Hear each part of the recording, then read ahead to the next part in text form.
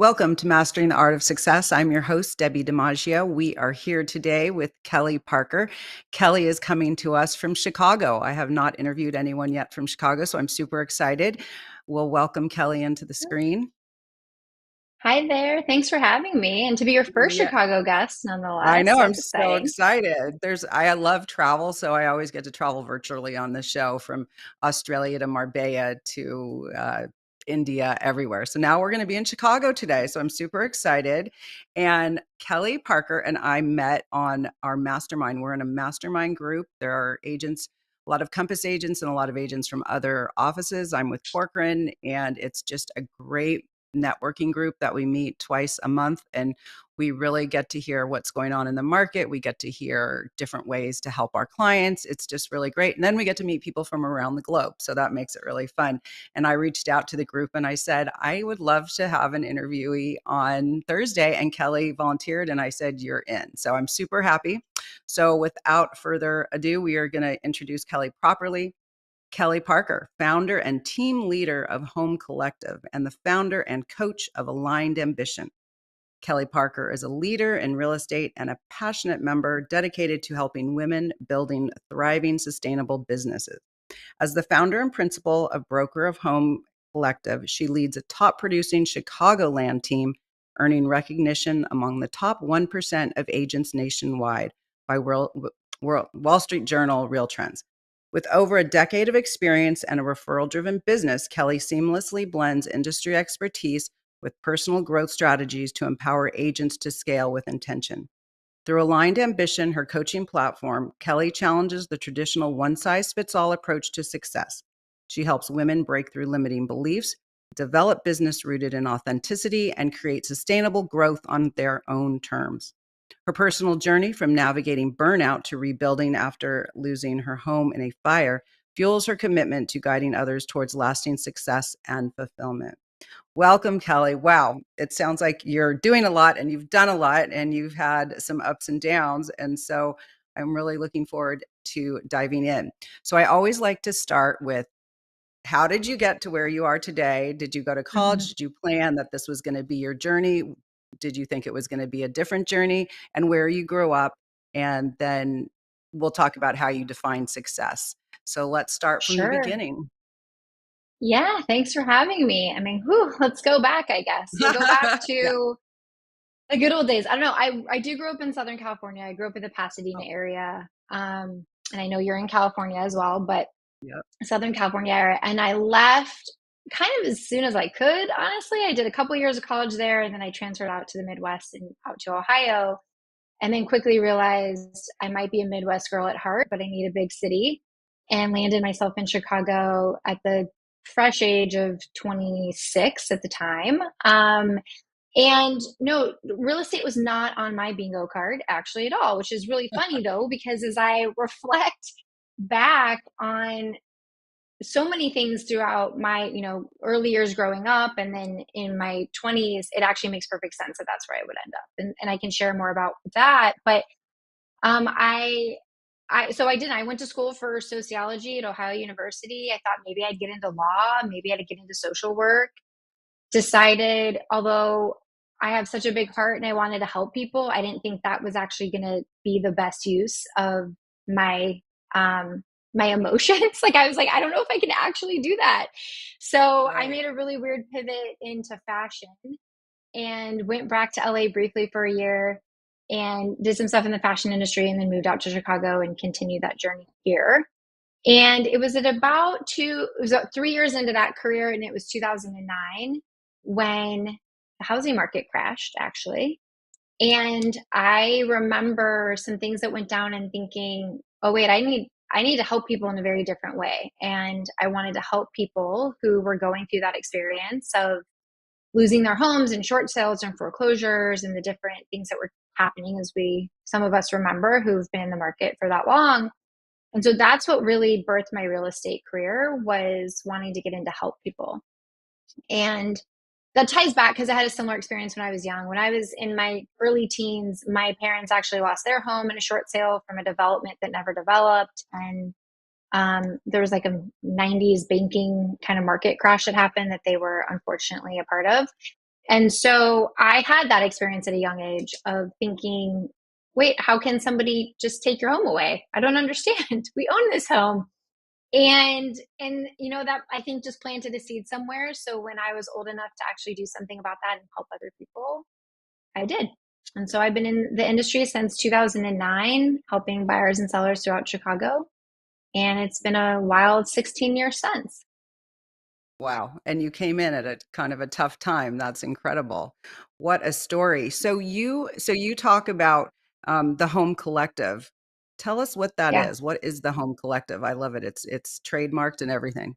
It's trademarked. We were the original Home Collective, y'all. Home Collective and collective groups and all these things are really popular in the real estate space now. But back in 2011, so I had only been in the business a few years, I was quite successful really early on. And I can speak to why that was. I really wasn't doing this, wasn't really operating in the industry or building my business in the ways that a lot of other people were. And by my fourth year in the business, I'd found quite a lot of success. I was reaching top producer status as a 30-year-old in a city I did not grow up in. I knew one person when I moved to Chicago. And while that was great, I didn't really care about that. What I wanted is I needed some help. It's like I cannot keep doing this level of business on my own. But I really did not want a traditional team. I really didn't want to name something after myself. I really wanted to help mentor other women because a mentor early on in my career was quite impactful. And so I started my team really through the lens of I had found another woman who I really liked. She was young as well at the time. I think she was 22. She's still on my team 11 years later. And Wow. and at that time I said, look, we're a team now and I'm going to call it Home Collective because this isn't about me. It's really about our clients and the collective effort of helping them create success. And that was really the seed of Home Collective at the time. And that's continued to grow into the 10 amazing, badass women that are on this team today. And so I certainly had a vision for it at that time and I can share more about that. But it really came from, I think, a place of service of wanting to help other women in the industry, but also finding a way to do it where I got the support that I needed to continue to grow and scale. That's incredible. So we will dive deeper into how you organize the team, but let's go back to your early success. You were super young. You were starting out in a new city. That's incredible on its own. So, Yeah. and you knew one person. So let's talk about how you found early success. Yeah. I pretty early on realized that, how do I say this? I think the first is that I was really driven by a very clear why. Like I truly wanted to help people. I wanted to be that person that really helped people understand a couple of things. One, they were going through short sales or foreclosures, that this wasn't personal, that what was happening to them was a part of a bigger, system at play. And while we couldn't control what was happening, I could help them transition with a lot of grace. And that was my goal. My goal was to help something that was incredibly hard and painful for a lot of people, to have a true partner and friend by their side to help them navigate that. And I think that really heart led direction of my business and the relationships I have had with people was so felt that they were sharing my name very quickly.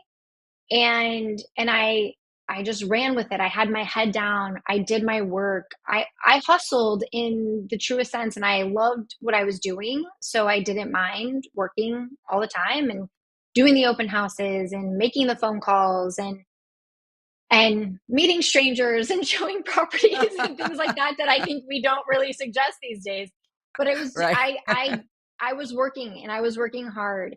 And but I also really recognized early on that a lot of the advice I was being given, I was like, this does not feel right for me. Like Mm. that's not true for me. That's not an authentic way for me to do it. And so I think sometimes it could have been, that sort of feisty 26-year-old who's like, I'm not going to listen to your advice. I'm going to do it my way. But I think it served me truly to just listen to the inner wisdom and the things that genuinely felt right and to go all in on those. And I think it was the combination of a lot of hard work, a heart led business, and recognizing what felt right for me and trusting that, and keeping my head down. I really kept my head down those first 5 years. Even when I won top producer, people were like, who is this girl? I've never even heard of her. Where did she come from? And I'm like, I've been underground. It's fine. I'm just doing my thing. So yeah, I think I answered your question, but Yeah, no, no, that's yeah, great. So let's give people an idea. We know we work 24 hours a day. We're working so hard. We're answering calls. We're fielding. We're trying to market at the same time. We're trying to, work on our deals. So let's give people an idea what it's like to what we do, what kinds of things like open houses and the things. Like, were you part of any networking groups? What was your strategy for meeting strangers and meeting new people? The referrals I get, we get the referral yeah, part, but what does it mean? What were you doing? Maybe not differently, but just maybe yeah. you were doing more of. Um, a couple of things. So, it, full disclosure, I'm a total introvert. Like, I am not the girl at the party who's talking to everybody that people will even remember, to be honest. I like small groups, intimate relationships, and that dynamic. So And so I wasn't in networking groups because I was too shy to do that. But what I did is two things early on. I made sure people knew I was in the business. And it's so easy, but it is so wild how confused we are about self-promotion. We think that telling people and informing people of what we do and how we serve people is self-promotional, but it's actually in great service to other people. And I think because I knew I was doing it from such a loving, kind place, and I genuinely wanted to help people, that was always my message out at the forefront of, this is what I do, this is how I can help you, let me know if you need anything. I wasn't afraid of making sure people knew what I did. Uh, the second was, I did anything real estate that you could imagine. So, open house. At the time, you sat at the office and you answered the phone if somebody called off of a sign. mhm. I asked other agents questions and I got mentorship from other agents, and they then knew me as the girl who could help the people they didn't want to help. And I also realized that the I only have professional value. And I really would love anybody who's starting anything new. It does not matter if it's real estate or any business of service of any kind, is that you only have professional value when you have knowledge and skills. And when you're new at something, your number one priority is to learn as much as you can and then to practice that knowledge to develop skills. So I was in every class you could imagine. I was studying the market and the inventory. I was practicing explaining things to my boyfriend at the time, now husband. Here's what's going on in the market. I was developing my skill of, how do I explain interest rates to my husband? How do I explain a buyer agency agreement? All of these things. And I recognized that until I had real knowledge and real skills, I didn't have professional value. And I think the doing the two things at the same time, putting myself in a position to learn as much as possible and developing those skills, is then people also recognize that in me. They recognize that I was professionally valuable to them and could help them. So that's an overarching way, but I will say most of my Right. clients, the early days, came through um, open houses, came through my friends of friends. So like, I eventually obviously had friends in Chicago, and they would tell their coworkers, oh, she's in real estate. I just really asked people to please spread the word. I was down to do anything, a rental, a sale, just a general neighborhood tour. If you didn't know, I was, I was the girl. So It was you went, it's yeah, clear. So I've been a coach as well, coaching realtors for over 35 years and being in the business for 35 years. But what you're saying is so on point. It gets frustrating when you're coaching people who don't get what you're saying. What you were saying is you worked every day. You were doing your open houses, whatever it was. You were at the office in front. And if another agent needed something, you said, I can do it. And so you were always there letting people know you were ready to work. And like you said, I'll take someone out on a tour, I'll do a rental, I'll do whatever it is. So I love that. And that is exactly how you are successful today, because you always said yes. Your mindset was yes, yes, yes. And you learned from all the other agents.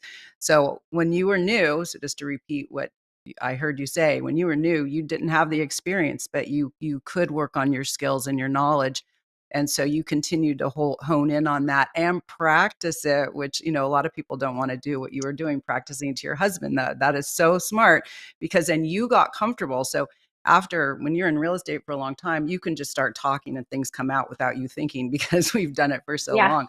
And you were practicing that and honing in on that. So I just want to commend you for that, because I like other agents to hear how someone like you was young Yeah. and starting in a brand new place. That is huge. Can I So add just something to that, Debbie? yes, Like, because absolutely. so many people start out and they're like, I need the client, I need the leads. Where do I find Yes. the clients? And I'm like, that's actually the third part.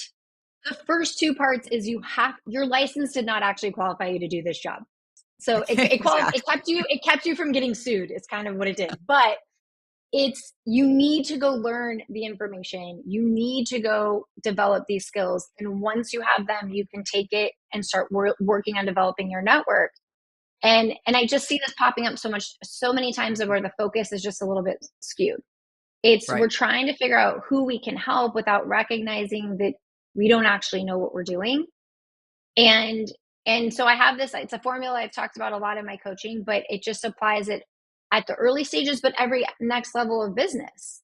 If I when I became a team lead, it was like, okay, what do I need to know and what skills do I need to have to actually be a good team lead?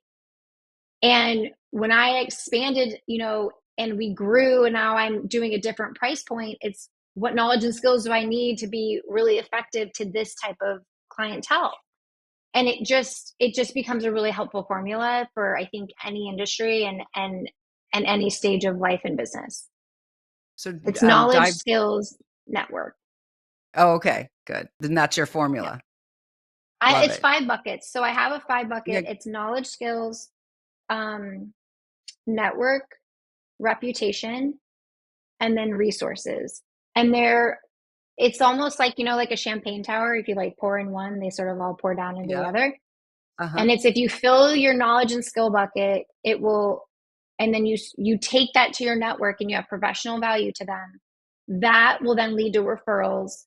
It'll lead to other people knowing that Kelly Parker's a great realtor and Debbie's a great realtor, and we should tell people about these women. That continues to fill your network bucket. And when your network bucket is overflowing, it fills your resource bucket. Now you're making great money. And that obviously leads to a great reputation.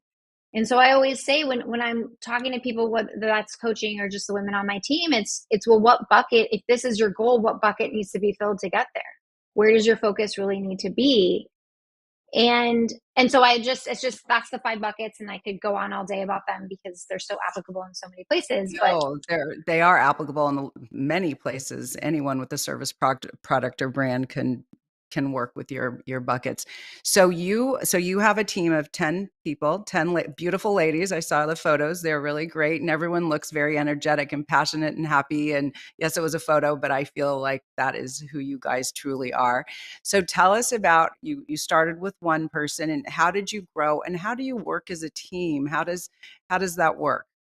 And how did yeah, you create it? yeah, I mean, the growth was organic. I will say that the beginning, I was very clear on what this team was and what our values were as a team, right? And what the standards and expectations were that I held for anybody on this team. You're only on this team if you really believe in and have a very clear why as to the being a realtor and the relationships that you have with your clients, because Home Collective is a brand, it has a reputation, and we are known for being deeply caring and compassionate about our clients, but also really professional and highly skilled at what we do. And so I out the gate I was very clear on this is what Home Collective is, and this is who this team is for. And then as but we grew organically. It was Emily and I for just the first couple of years, and then we had two women join a couple of years in. And really, it's been the last 4 years that it's grown quite exponentially.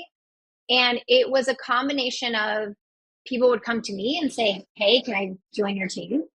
I like what you guys are doing, and I'd like to be a part of it."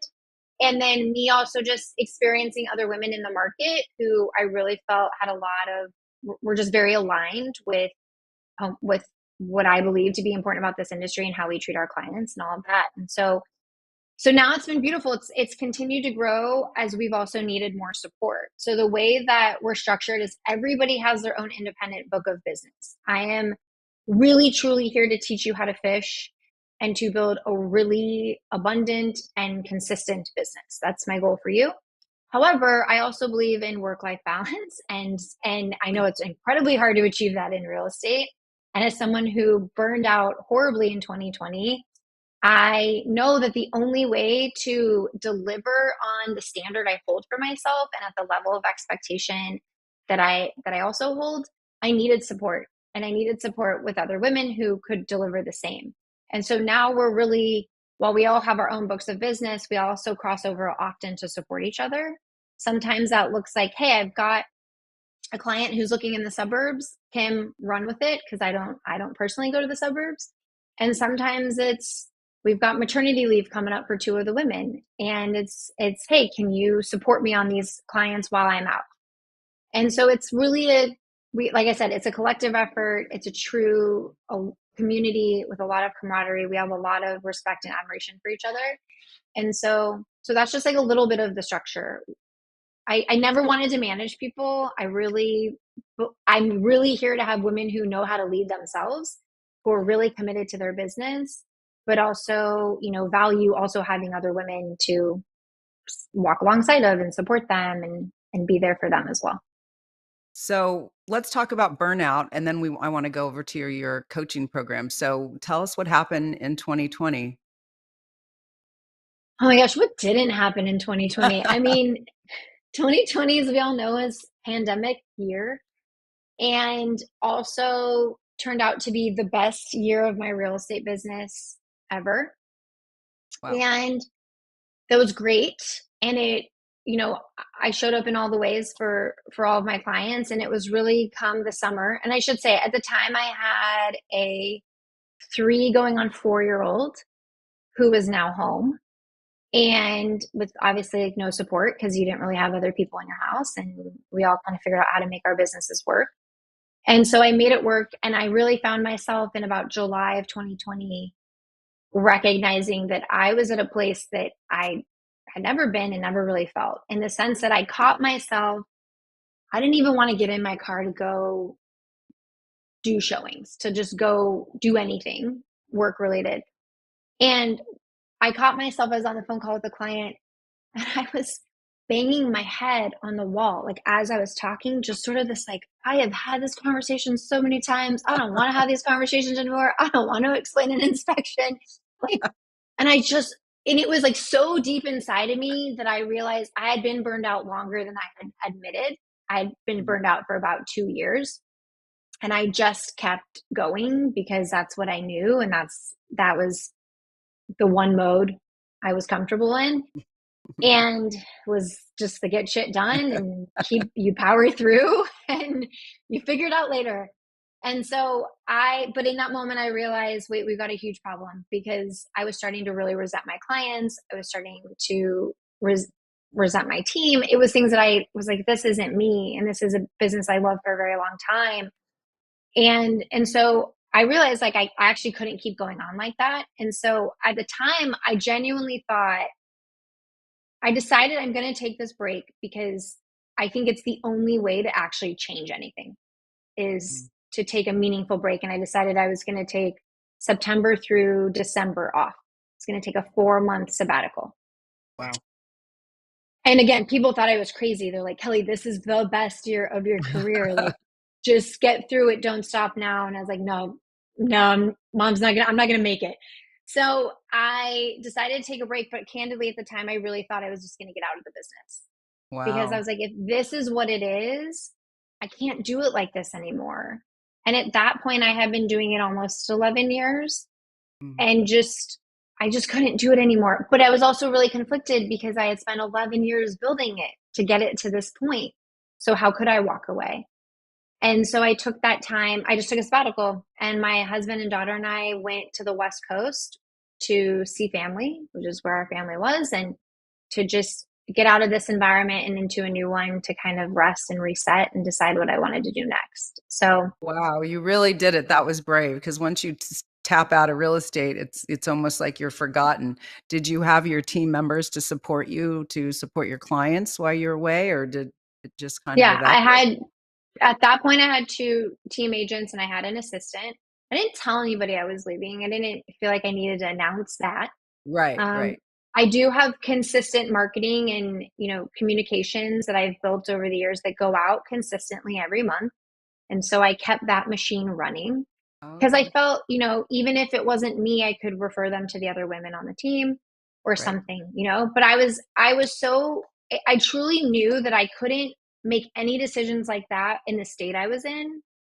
So I really had to choose myself in that moment. I really just had to believe that the way I felt was worthy of being honored, and right. that I needed to just trust myself and I needed to do what was best for me. And then the rest will have to figure itself out. And it did. And it figured itself out That's better than I could have ever imagined. So, Well, hold right there. We're going to go to yeah. commercial break and we're going to come back and you're going to tell us what happened when you came back. So we'll be right back with Mastering the Art of Success. Did you know that your beliefs create your entire reality, but it's the subconscious beliefs that do most of the creating? Belief shifter and life coach Shiraz can help you identify those limiting beliefs and eliminate them, often in a single session. Like it was almost instant, like I had relief right away. Creating better health, relationships, careers, and finances. Let Shiraz help you step out of safety and into awareness. Definitely something's happening. It's like a flow inside. It feels good. Whether in person or online, Shiraz provides personal coaching, belief shifting. Visit Shiraz at energeticmagic.com or call 416-529-7429. Energetic Magic. Find your greater happiness. Be well. Be aware. Be magical.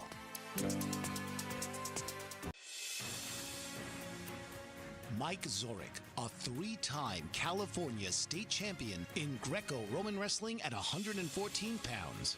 Mike, blind since birth, was born in Hartford, Connecticut. He was a six-time national placer, including 2 seconds, 2/3, and 2/4. He also won the Veterans Folk-Style Wrestling twice at 152 pounds. In all these tournaments, he was the only blind competitor.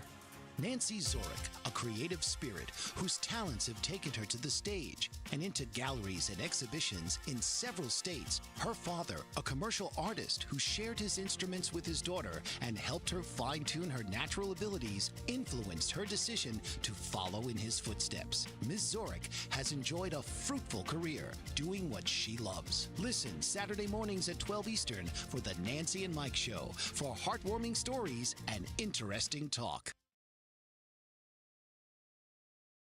Welcome back to Mastering the Art of Success. I'm your host, Debbi DiMaggio. We are here with Kelly Parker. She is from Chicagoland. And we were just talking about burnout. She took from September to December off. And in real estate, sometimes we evaporate, but she continued with her marketing and she didn't announce it. And she did take time to herself because she was so burnt out. And people in any kind of business who work so hard, that does happen. So tell us, but you were brave enough to actually do it. I've actually never done it. So I've taken a week off before in Cuba where I had no cell reception, but I have never taken that kind of time off. So now enter January 2021. Tell us what happened, how you felt, what happened after that Yeah. time off. Well, I'll back it up a little bit. At the very end of this sabbatical, and you have to understand, like for 4 months, I was like, well, what's next? Because I didn't think I was going to go back because I didn't really believe that I could do it any differently for some reason. And on that sort of tail end of that time, the whole time I had been asking, how did I get here? Like, how did I actually end up this burned out? And I realized that really, truly, the first 8 years of my business and building Home Collective, I was not burned out. And I was actually deeply aligned to how I was doing it, how I was showing up, and my mode of operation. And I do believe because I was so aligned, that was why I was seeing the success that I was seeing. But somewhere along the way, I think I fooled myself into thinking maybe I had just gotten lucky, that this wasn't actually sustainable. that if I really want to grow, maybe I should start listening to other people and how to do it. And I really believe there was a moment where I stopped listening to myself and I started listening to the noise of the industry. This is how you grow. This is how you scale. And if you're not growing, you're dying. And you do it in these ways and at all costs. And I bought into it. Apparently, I didn't recognize, I couldn't tell you when it happened. I just know it happened.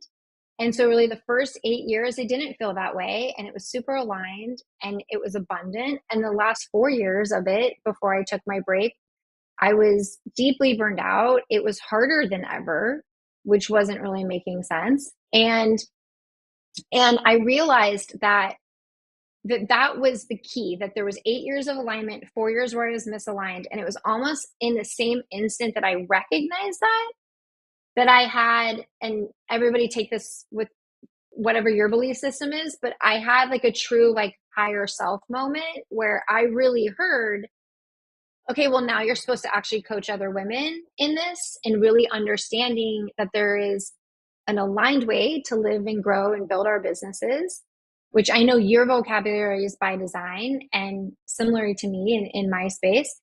And then there's a misaligned way to grow our businesses and to live our lives.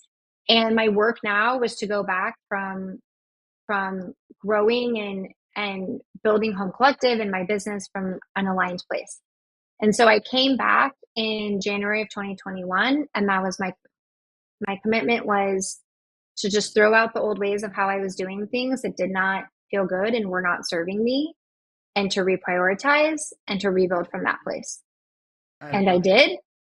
And that's when my team quadrupled. It's when our production quadrupled. It was when everything really took off and really blossomed and really expanded in ways that went far beyond my imagination. And that's also just what birthed my coaching career as well. And realizing that my work now is to go help other women in the industry outside of just my team. And so that's what I've been doing since then. Well, it's incredible. So what were some of the things that created such burnout? I think gosh, Debbie, how much time do we have? I think that it is a big part is the beliefs that we hold. It has really a lot less to do with the actions and more the beliefs behind the actions. You know, there's a formula for actualizing anything in our life, and it is your beliefs create your feelings, and your feelings create your actions. It's actually your beliefs create your thoughts create your feelings, and your feelings create your actions. And so I was actioning all of these ways because I had beliefs that were deeply rooted in fear and lack and scarcity and self-worth. Like I needed to be the perfect agent, and I needed to deliver in all of these ways in order for my clients to see me as valuable or worthy or whatever. And I'm like just going straight for it. It's not even at this point, it's like not fluff. Like I think we have to be so honest that so much of what drives our actions are the fears we hold, the stories we tell ourselves about ourselves. And I recognized that I was showing up in all these ways because I had these beliefs that were not serving me. And so I had to really start there in a lot of ways to make some changes. So that started to look like letting other people support me. I don't have to be the only one that shows up for my client. That other people can show up and do a great job, an equally good, if not better job as me. And I know that's really hard as realtors to believe that someone else can do it. Right. But I have 10 women who I trust to like step into my shoes at any point and do it like me. So I know it's possible. And I also really there was a lot of actions that changed, but the first was trying to get a lot of my time back and to create some different structures and different modes of operating that were in more service of my overall well-being. And when you make changes like that, you're confronted really quickly with your beliefs and your fears and the things that have to shift if you're going to shift as well. Absolutely. So I'm assuming that after this is when your aligned ambition came out, your coaching program. Did this come out of 2021? Yeah, it came after that. So it was two parts. I was already coaching my team and mentoring my team, and all of them have become top producers in their own right. So I knew there was a real method to the madness. But really, the part that I'm so passionate about with helping women is this sort of self-empowerment, self-actualization, and really understanding that we got into this business because this business provided, it was a bridge to something else. Real Mhm. estate and being successful in this industry was a bridge to financial independence, freedom, the ability to take care of your family, the ability to be around for your family or your kids or partner or your parents. And I wanted to help people really realize that. And so I couldn't just teach the tactics, though. I couldn't just coach on, the everyday real estate stuff. We really had to address the whole human. And because I had done so much work on myself, I just started sharing what was working with me with others. And that organically is what's just grown my coaching business. And so I was doing that those first couple of years back from sabbatical, and then it got an official name and, branded as Aligned Ambition when I was finally able to actually explain what it is that this coaching was. So just can we dig a little deeper on, so you're when you meet with a client, someone calls you from this podcast and says they want to work with you. How is it set up? Walk them through a consultation on how Yeah. that would look like. Yeah. So I do 20-minute like chats. You can book something on my calendar at any point just to meet and share where you're at. And I can, reflect some things back. I think the beautiful thing about coaching is that a lot of times it's just someone who can hold up a mirror for you. And I think I have an incredible ability to see things very clearly, very quickly. What are the things that are here and what is getting in the way from the thing that you desire? And so you can always book a 20-minute chat with me, but I also do one-time calls, and I also use human design, or I have bigger packages too, obviously. But I share this because we're all designed incredibly different. There's actually a modality called human design, similar to like a disc test or any of those other sort of online profile tools, but it's a self-awareness tool. And it's based in the science of differentiation, where we are all designed actually very differently. And when you understand the way that you are uniquely designed, you now understand your blueprint for creating and achieving things in your life. And when I learned about human design while I was on my sabbatical, and it was when I learned about human design, I was like, this explains everything. I go, this Oh. explains my success early on, because I was actually living in a lot of alignment with the way that I was designed, with the way that I was supposed to show up in the world, with the way that I was supposed to make decisions and make things happen in my life. And so very early on, I incorporated human design into my coaching. And so the very, very first place I start with anyone is with a human design call, where we will really look at your design and help you understand who you are. Because I believe once you understand who you are, it actually gives you a lot of permission to go out and do the things that you desire. And I think that it's the missing piece in a lot of real estate coaching is we're giving one size fits all coaching advice and tactics and trainings and things like that. And we've all been there. We've all sat in the class and thought, I would never do that. I wouldn't, Right. I can't do that. Or you tell yourself you have to, and you feel all of your life force leave your body. And you're like, I guess I get a cold call now. Like, I guess that's what I'm doing. And it's like, no, that's not right for everybody.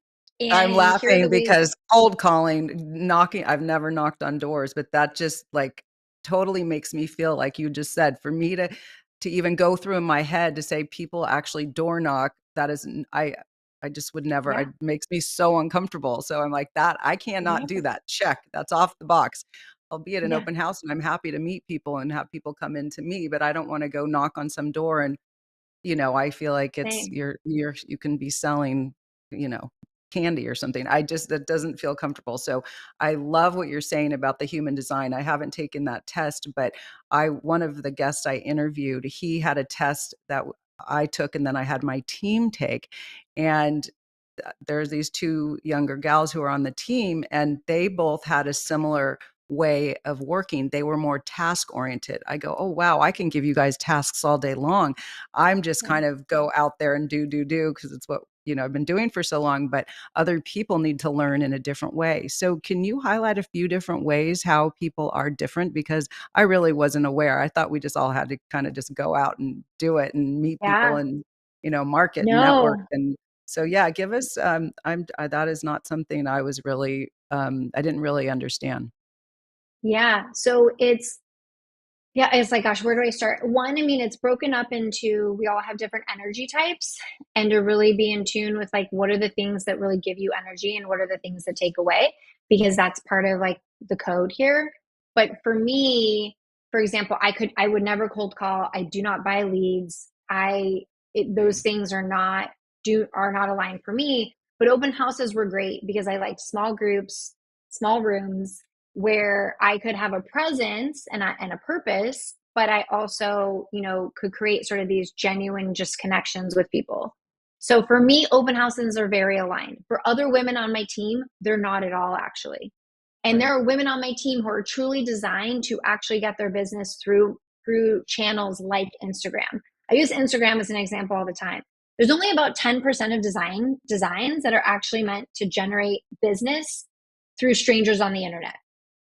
A lot of the rest of us, it is somehow through our connections, our community, and there's different ways for doing that. So for some designs, it's important, like if you're a projector, that you create recognition so people can recognize you as someone who can help them. Where for so that would be a projector, and so like a magazine advertisement, like a who's who recognition or a top producer recognition, or I've had women who were like, we're going to find a recognition for you because it's going to be so important to be able to show this to your database that you are someone who they can recognize as who can help them. And so it shows up in a lot of different ways. It can be social, it can be, like for me, it's my small group communities. Mhm. I will always, the way that I'm designed will always, my business will always come from about 1 to 2 to 3 degrees of separation. And so that's just a few examples. I mean, I can certainly give more, the but it is, I use it for my whole team, and then I coach a lot of teams now where when we understand the way that everybody's designed within a team, what it does, Debbie, is it actually releases a lot of the pressure Mm. that I think is actually what stifles people's growth, and instead gives you a lot of permission to actually do it in the ways that feel right for you. And that's the unlock to the success. And I love it. That I was just waiting for you to end with that. That is so, and that with that sentence with that, that is so true. I am exactly like you. I love to have these conversations, and I love to be in my open houses, and in my BNI group, where it's a small controlled environment, that we're there for purpose. You said the word purpose. I have to do things with purpose. I don't like being in a cocktail party. I'm very uncomfortable. I do my best, but it's like, it's not fun for me because I feel like it's just all random conversation. And sometimes it's interesting, sometimes it's not. Most of the time it's not really. But when you're doing something that feels purposeful, it is so aligned with me because I feel like I can help, I can offer something, I can learn something back. And so very much like how you do it. And it does, I think when you said that about how, if I enjoy social media for the creative content, and I love to learn. So I don't, probably because I'm older, I don't feel like, oh my God, I'm missing out. I feel like, wow, that's cool. That thing exists, or that's a great idea. So I see it differently. I definitely am not connecting and finding clients on Instagram, but it is a way to showcase your listings and also to meet some people, but not really for me in the way some of these influencers are doing it. But I love that it is so important what you said, to align yourself with the way you do business so you can feel comfortable, but also it gives you the permission not to feel bad because I don't want to cold call, or I don't want to do an open house if that's what someone doesn't want to do. So I just wanted to yeah, point that out. I think that's genius. It's very, very good. Very it's an smart. important key. Like being able to have that permission is a huge unlock. And to free ourselves of all of the pressure, whether that's industry or self-prescribed that comes in, it really becomes a massive block to actually creating the thing you're trying to create. So Absolutely. And it is so much harder for people industries like us where we're on when you're on commission, because you're trying to Yeah. figure out what your secret sauce is for you, why you're on commission, and and you're so overwhelmed and you want to do good. You got your license and you're excited and you want to do it, but it's a lot of hard work. So tell me about some of your mentors. I think, like you mentioned, mentorship, having mentors is so important to your growth. I'm writing a book right now called the Mindset and Motion Method, and I talk about conquering your goals and how to achieve your goals. And I just can't say enough about mentors. You can go to college, you can go to grad school, you can continue learning, but by having mentors who are in there doing it every day, day in and day out, they know what's happening. So tell us about some of your mentors. Yeah, I mean, I had a wonderful mentor my second year in the business. She was a woman in real estate. She'd been doing it for 15 years at that point. And I'm genuinely so grateful for her because I do believe she changed the trajectory of my career. Um, and and so that was a really meaningful one. I've had other women in other industries and other businesses that I have, been following and been in relationship with to just like really like I think we need these women, these people. It doesn't have to be women, obviously, but these other mentors for two purposes. One, they've either done the thing that you're trying to do, and they are a wealth of knowledge and information and a source that is just so beautiful. And also to just know you're not alone in this, and your struggles were probably their struggles, and how did they overcome them. And I just think that that's so powerful, but also there's an opportunity for really to be expanded, right? When I met my mentor early on, I didn't actually even realize it was possible for me in this industry until I saw what she was doing. And that's been really true for me at every season. And Sam, I can't express the importance of a mentor from obviously just like the knowledge and the information and those things, but because we really need people to help us think bigger for ourselves than we can ever think, because that's a big part of the formula for things working too. And to be able to see people modeling things in ways that help us then change our own identity. I'm really big on identity work. I think you have got to become a match for the thing that you really want in your life. And that starts with how you see yourself. And I think that mentors can be really great expanders in that way. And so I've It's had many. I've had real estate, spiritual mentors, all of different kinds. Yeah, once you align yourself with your purpose, you can soar. And until you're in alignment, you're just kind of it's a balancing act, right? You're like, do I go that way? Oh no, no. But once you're aligned, you're Yeah. just walking, and then it's like, things kind of Yes. just There's ease and there's flow and there's Yes, joy and there's like, you can feel it. You know when you're there and you can feel it. And I right. think sometimes even the power of some mentors I've had is to point out to me that I might be convincing myself that I'm there, but what's really going on here. And so I think it's all of that is so true. And then just going back to the mentorship for a minute is that when someone once said to me, I didn't know it was possible to own a second home. And we went to your second home and it was so fun. And I didn't even know it was possible. That's not how I grew up. And so it's Yeah. the same with mentorship. You don't know what you don't know until you know, right? I always like to say Yeah. that. You have no idea what's possible for you. you Why would you know? You're just starting out. So again, for mentorship, find a mentor and stick with it, and find many mentors. And we can find mentors on podcasts now. We can find mentors in person. Part of my exercises in my book is to identify mentors, whether you know or don't know, or someone could introduce you to a mentor. Um, Yeah. so, But so like, don't be afraid to reach out. Like, I have to right, say this. Like, right, nobody is better than anybody else. Like, I have right. to stress this. I think we really put certain people on pedestals. Like, oh, Mhm. that girl's a top producer and she has this huge team and she has this beautiful brand. And, Debbie's been doing this for a million years, like all these things. And she's got this podcast and she's writing a book. I could never. I'm not, I'm not that. I'm too far away or whatever these stories are. And we Right, put people on pedestals and then we don't reach out right, and we don't ask or make contact or see what they might have available, or if they're offering anything, or could they just get a conversation and a coffee. I will tell you, the women that reach out to me, I am it is because it's such a big part of my purpose, and I think yours too, for Yes. serving others, it is like my number one joy, truly number one joy. But I have recognized that on my own journey, there was people I was afraid to reach out to. I didn't Right. think, I thought they would judge me, or they wouldn't think I was worth their time because they had done all these amazing things. And the times that I did where I was really brave enough, and they've now become some of my best friends, my greatest, expanders, like you said, of being able to witness other things that are possible. And so I just want to give Absolutely that reach out. encouragement because I say that a lot. Absolutely reach out. So, we only have a couple more minutes. So tell us your real estate market and how people could get a hold Oh of my gosh. you. Yeah. So Home Collective, we serve Chicago proper and the surrounding suburbs. And Chicago, the city proper alone is made up of 207 micro neighborhoods.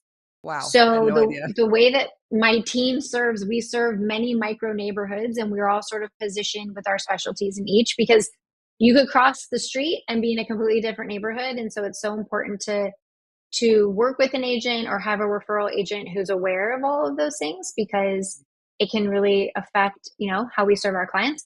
So Chicago's all these micro neighborhoods, and then we have surrounding suburbs. And so Home Collective agents, we cover it all. We have a very big radius. That's been part of my goal, is to be able to serve clients no matter where they go. Inside Chicago or out, we have a huge referral network. Chicago for us is a very outbound heavy referral network as Yeah. opposed to incoming. And so, these relationships are amazing and so important. So we can also put our clients in touch with agents across the country. So whether you're looking to send someone to Chicago, or you just want to connect with me so I know about you and I can send someone your way, please do. But yeah, we serve Chicago proper and the surrounding suburbs. And really our market is vast. It is everything from first-time home buyers, at modest budgets, to luxury. I've helped clients on their fourth, fifth transaction, to leaving the city and going to the suburbs, and downsizing from the suburbs and coming to the city. So we certainly cover it all. You covered all. Well, this has been so exciting. I did not know much about you until I read your bio and we launched into this. And Sean, our friend, said you are an amazing interview and this was incredible. And I feel like we are very aligned, and I look forward to digging deeper into your coaching website and learning more and referring you business and coming to take a tour of Chicago in that way. I've been to Chicago Yes. once for 2 days and didn't touch on it, but it Oh just, you yeah. are definitely knowledgeable and definitely working your authentic purpose and aligned in your purpose. And I just love it. And it shows through. And thank you so much for being on the show. I really appreciate Yeah. it. Thank you for having me, and please come visit Chicago. I'd love to show you around. Absolutely. Thank you. Thank you so much, Thanks, Kelly. Debbie.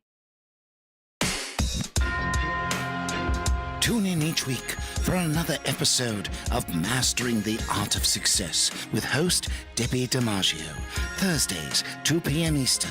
Real stories, real strategies, real success.